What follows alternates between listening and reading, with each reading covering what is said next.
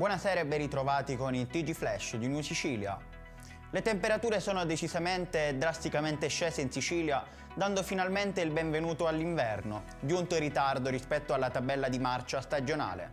Iniziano anche le prime nevicate nell'isola e nello specifico a Catania l'Etna imbiancata regala panorami mozzafiato con ben 27 cm di neve. Gravissimo incidente stradale lungo la Palermo-Agrigento all'altezza di Misilmeri, allo svincolo dell'area artigianale.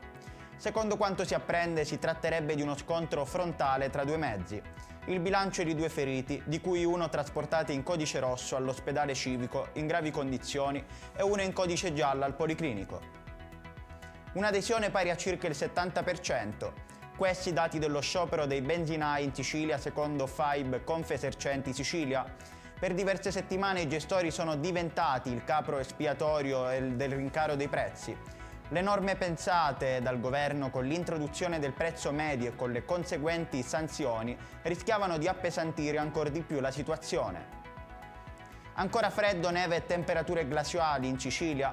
Per la giornata di domani 26 gennaio 2023 la Protezione Civile regionale infatti comunica allerta meteo gialla su tutta l'isola. Precipitazioni a carattere sparso interesseranno anche nei prossimi giorni il centro-sud, con nuove nevicate fino a quote collinari nelle aree interne.